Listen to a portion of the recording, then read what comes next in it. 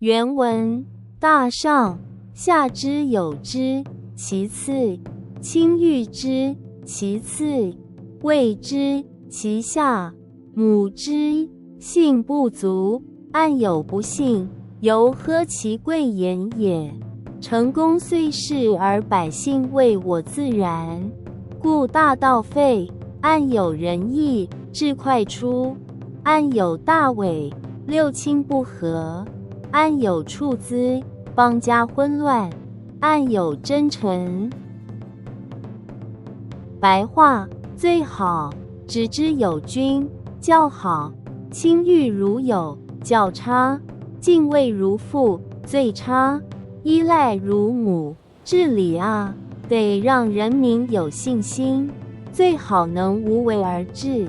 所以治道废，计划救助，令轻率；下有对策，足不和，谋划私产，国混乱，访求贤能。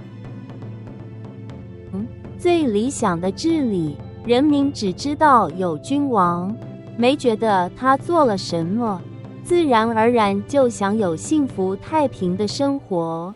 次一等的治理，君王常来协助慰问，与百姓如朋友般亲近，相互信任，彼此尊重，备受赞誉。较差的治理，为了防度天灾人祸，百姓徭役不休，疲于奔命，人们对君王怀着敬畏之心，如同面对严父。而最糟糕的治理，则是天灾人祸接连不断，百姓流离失所，彷徨无助，就像嗷嗷待哺的婴儿般等待救助。治理要让人民有信心，所以政策的拟定施行都需慎重，能在无形之中治理好一切，让百姓自然而然享有幸福，才是最好的治理。当治道衰败时，便计划救助来弥补；当命令失准时，下层自然各有对策；当宗族不和时，人们转而筹算私利；当国家混乱时，才积极去寻求贤才。大上，下之有之，其次；亲遇之，其次；畏之，其下；母之。这一句话说的正是从民的角度观察政治的高下。最理想的君主，百姓只是知道他；再其次，人民会亲近他；再往下，则是敬畏他。最差的情形，百姓依赖他。这是一种以民为本、由下而上的观点。衡量治理的优劣，依据的是民心的自然反应，是治理水准，也是幸福程度。然而，到了汉代，武帝与儒生却将其篡改为：太上，不知有之，其次；亲而遇之，其次；畏之，其次；侮之。意思变成由上而下，站在帝王的观点，傲视着臣民的仰望。最圣明的帝王，臣民望之如天如神；再其次，臣民遇之如圣如贤；再往下，臣民畏之如龙如虎。最差的情形，臣民侮之如猪如狗。原本的民本思想，被改造成了君本的权力观。这一改，不只是文字的差异，更是整个政治哲学的转折。本篇文章的原作者应该是夏朝晚期的一位思想家。那时距今大约4100年前，天下又逢大洪水，由于治道迟废，遂导致洪患泛滥，百姓等着救援，政令推行不畅，士族自行其事，缺乏人才治理。若是在大禹之世，又怎会落得如此狼狈？于是作者观天下之失，敢于时弊，而写下此论。那是一段漫长的灾变时代，洪涝绵延百年，夏朝因治水而兴，也因水患而衰。为何会如此？或许正是因为夏中期以后，为了追求民风淳朴、不争不乱，而刻意不尚贤。然而一贤之后，治道变衰。当大洪水再临，夏朝诸侯离散，天下动荡。最终，诸侯与大臣共推大禹嫡系为王，以继承夏朝之业。即夏后，后字可能是后人添加以示区分，如殷商、东周、东汉。这一刻也象征着从氏族的亲中选贤或邦联的禅让天下，转变为父传子嗣的时代。大上，夏之有之，其次；亲遇之，其次；谓之，其下；母之。这一段话不只是政治的分层，更是一种由下而上，以民为本的观察。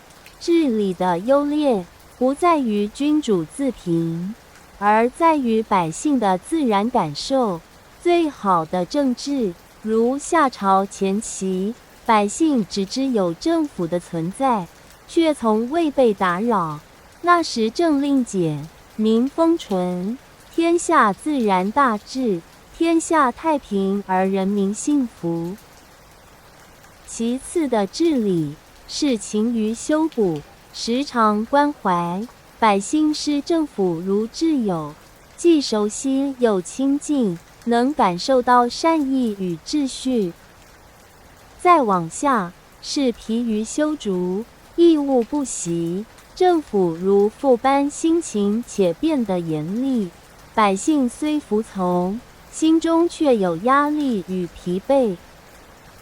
而最差的治理便是彻底的失衡与崩溃，百姓流离，哀鸿遍野，如婴儿般无助，只能期盼被拯救。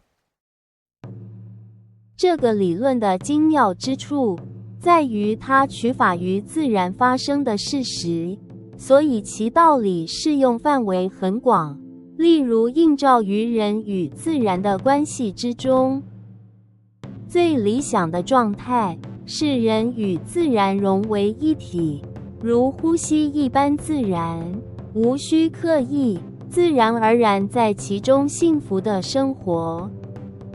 其次是人们偶尔才亲近自然，赞美自然，例如开车远行，走入山林与原野，感受天地的美好与恩泽。再往下是人们对自然生出畏惧，极端气候、强台、暴雪、酷热、干旱，让人类在恐惧中学会反省，却也疲于应对。而最糟糕的情形便是生态巨变，人类无法在地表生存，被迫躲入大地母亲的怀中寻求庇护，只能靠机械与能源维持生存，在地堡中苟延残喘。如今的世界或许正处在这第三层与第四层之间，我们既畏惧自然的报复，又仍执迷于控制与开发。地球上的人类属于地球生态，而不是地球生态属于地球人。因此，人类是下而非上，唯有自知之明，方不失其根本。这个根本涵盖生态之中的芸芸众生。人类从未真正控制过地球，所谓的气候恶化、环境崩坏，从来不是自然的报复，而是地球生态的自然反应。只要立刻停止人们的破坏与污染，即便什么都不做，地球生态也会自然痊愈。换言之，大上，下之有之，其次；亲遇之，其次；谓之，其下；母之。这不仅是一种政治层级的描述，更是一种共生程度的体现。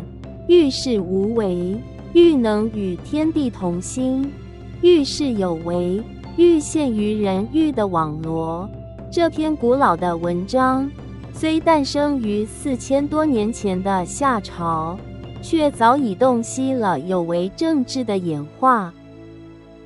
若将这4个层次套用于中国历史，便可见其地变之势。知有之，如夏代以道法自然的道德之治为主；亲遇之，如商代以道法人心的仁义之治为主；谓之，如周秦汉隋唐以道法制度的礼法之治为主；母之，则如宋元明清以道法私欲的暴乱之治为主。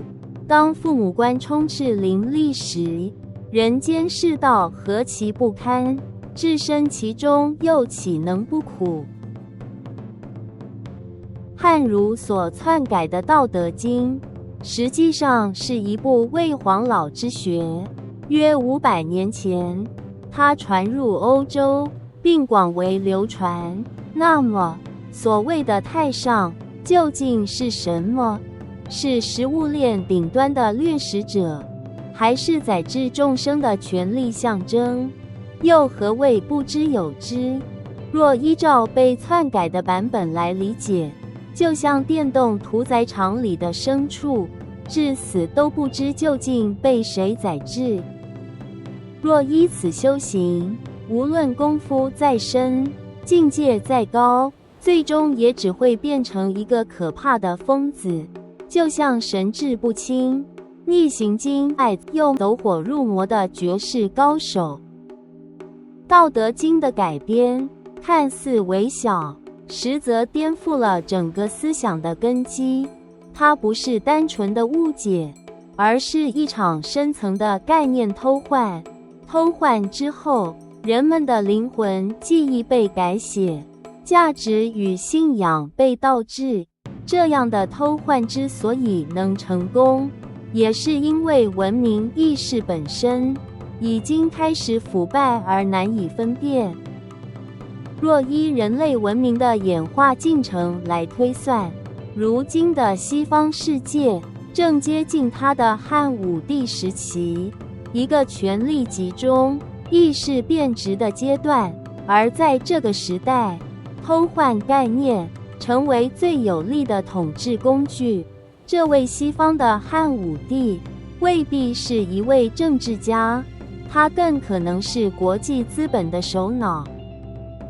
在这样的体系中，所谓太上不知有之，是那些隐于幕后操纵世界的无形力量；亲而遇之，则是被人们赞美与追随的领导者，如政治家、企业家、科学家、艺术家；谓之，是维持秩序的管理阶层，如司法机构、媒体、帮会；而武之，则是那被轻视、被牺牲的群体。凡阻碍资本扩张者，皆可被入；凡不合游戏规则者，皆可被侮。治理的关键在于无为，所以下之有之最为理想。那时的政几乎是无形的存在，而百姓则自由自在、幸福安康。相反的，母之最为有为，政令苛暴，扰民有方，疲民有数，百姓生活在恐惧与依赖之中。真正的无为是关注预防与治本，治理在无形之中。这种无形的治理可不是压榨众生的自动化，而是依循法自然的原则，与万物和谐共生，让百姓自然而然、理所当然地享有安定与幸福。除了无形治理的特色之外，无为还有更重要的作用，就是对有为太甚的反。反也者，道之动也；弱也者，道之用也。弱之所以为用，是因为它顾及根本，故而用弱而不用强。根本就是人民、生态、众生。所以无为不是消极的不作为、不干预，而是积极的降低有为的程度，让生态恢复健康，让众生重归平衡。当今世界最大的问题，便在于全球化的消费模式，过度的有为，让整个地球生态几乎窒息。